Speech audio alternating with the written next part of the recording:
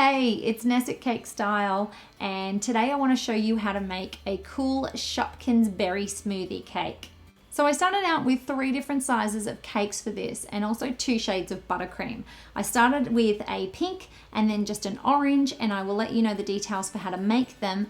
And then I used those to create 3 more shades to get that really cool ombre effect going from orange at the top down to pink at the bottom. And don't worry, I have listed in the description box as well as on the website what colors I used and the ratios and all that type of thing that you're going to need to recreate this. So I've added some filling layers, and then I've gone ahead and chilled the cake just a little bit before grabbing a 7-inch round cake plate and using that as a guide so that I can cut this shape. I kind of just want to make sure that the cake is inside the framework of our 5-inch cake plate on top, which is actually the bottom, and our 7-inch at the bottom. I want to work on one side, and then I want to flip the cake over completely and do the exact same thing. And then I've crumb coated this cake just with a light coat of our darkest shade of orange before chilling it and getting ready for the really fun part. Okay, so now I'm applying a thick amount of each color. You can use a piping bag if you want to as well, it doesn't matter, but the key is to make sure that your pink is at the top, and that takes up about 1/3. And then all of those little shades of color that we did that were sort of a combination of our pink and orange, all of those 3 need to squeeze into just 1/3 more of it before right at the bottom we want to finish it off with the darkest shade of our straight orange.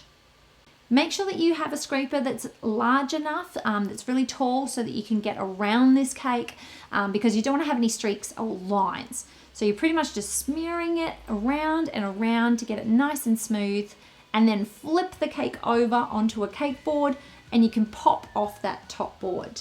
I want to go ahead and stop any crumbs or any air getting to this cake, so I'm just going to do a thin coat of orange on top.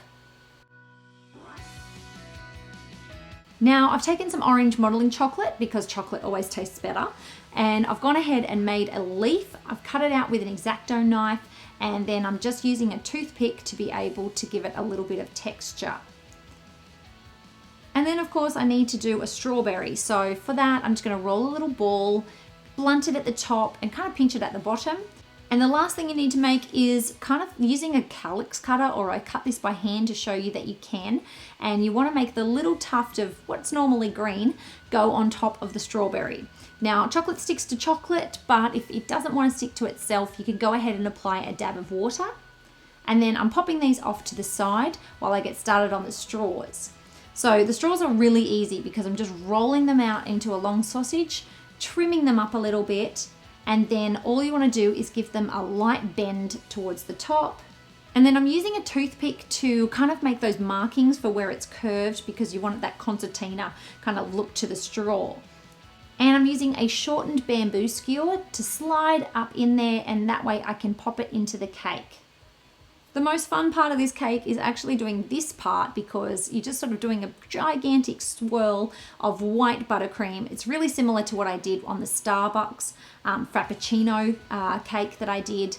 And all you want to do is whip that around and then pop the straws in, add our little strawberry in our leaf, and then it just needs a face. So you probably see me do lots of different faces on cakes, and we have a bit of a winky eye for one of these, and then we have a regular eye that's round, so I'm just using the end of a piping tip for that and giving it some little lashes. I'm using some white modeling chocolate, which can tend to be kind of sticky, so you want to start with a small amount and then dab it around just to add those little accents to the eyes. I've also rolled out some red modeling chocolate super thin, but if you're worried about this and having any trouble, remember you can pipe this with buttercream if you would rather do that. And the last thing this Shopkins needs is some little arms and legs, so I'm using some pink modeling chocolate that I have made as close to the shade of buttercream as I possibly can, and I'm just going to shape those with an X-Acto knife and just with my hands. Pop the little feet on. Now one arm goes out, so I'm using a toothpick to help keep that in place, and then the other one is kind of hugging around itself. And there you have it, guys. We have berry smoothie. It's a pretty cute Shopkins. For anybody who loves smoothies like me, I hope you really like this cake. And remember to subscribe to the channel, and I will see you next week with another video.